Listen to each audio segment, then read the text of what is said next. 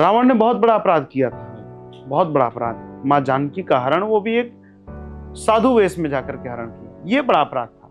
पहली बात तो बोलने में भी थोड़ी सावधानी बरती जाए। इसमें मेरी दो बातें हैं।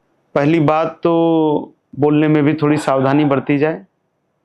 कुछ भी कहा जाए तो बहुत सोच समझ के बोला जाए। श्रीमद् भागवत में एक श्लोक आता है, श्रवणम सर्वधर्मेभ्यो वरम मन्ये तपोधनाः। श्रवण धर्म जो है वो सबसे बड़ा तप है, सुनना। क्योंकि जब हम अच्छा सुनेंगे तभी हम अच्छा बोल पाएंगे। तो मेरा पक्ष ऐसा है जो मैं सोचता हूं कि हम जो कुछ कहें वो बहुत सोच समझ के कहें, क्योंकि शब्द ब्रह्म है और ब्रह्म का कभी नाश नहीं होता।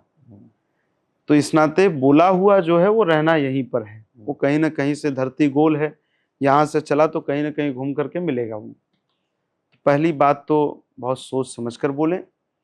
और दूसरी बात की जिह्वा है, कभी बोलवश निकल भी जाता है, तो हमारे महापुरुषों को एक बड़ा हृदय रख करके क्षमा करना चाहिए।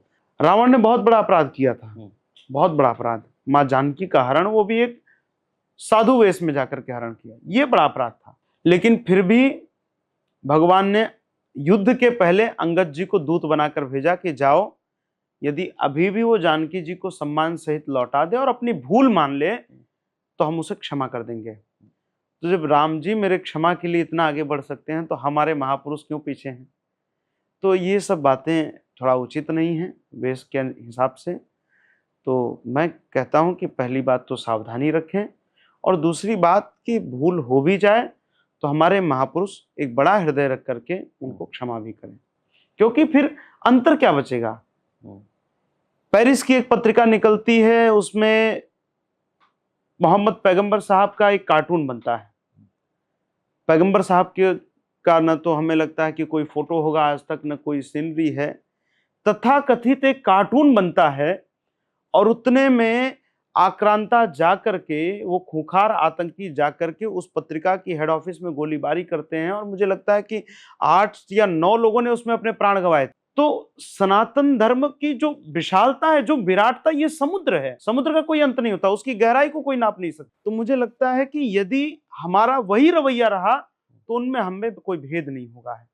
हमने हमेशा अपने शत्रुओं को भी खुला हृदय करके गले लगाया है।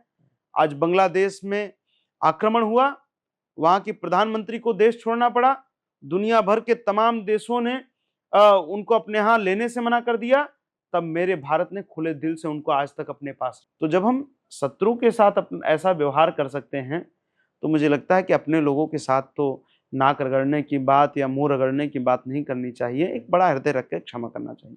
हाँ बिल्कुल बिल्कुल ठीक बात है। अनुयायी सोचते हैं इसके बारे में? बिल्कुल, अनुयायी कुछ सोचे न सोचे, कुछ भी वो सोचे उससे अंतर नहीं पड़ता, लेकिन एक साधु के नाते वेश तो हमारा है ना। बिल्कुल। तो अनुयायियों के नाते मैं अपनी राय नहीं बदलूंगा। ये इस यूनिफॉर्म के साथ मेरी एक जिम्मेदारी है। जैसे कोई व्यक्ति जब पुलिस की यूनिफॉर्म पहन लेता है तो उस यूनिफॉर्म के साथ उसके ऊपर बहुत जिम्मेदारियां न चाहते हुए लग जाती हैं। वो भले चाहे किसी परंपरा को सोचने वाला हो, कि चाहे किसी धर्म का हो, किसी संप्रदाय का हो, किसी मत मजहब का हो, लेकिन जब वर्दी पहनता है तो वो सिर्फ उस समय एक जवान होता है जो देश की रक्षा के लिए अपने प्राण दे सकता है। तो उसी प्रकार ये चोला जो है ना, एक जिम्मेदारी की वर्दी है। जब हम पहनते हैं तो बहुत जिम्मेदारियां न चाहते हुए हमें अपने ऊपर लेनी पड़ती है।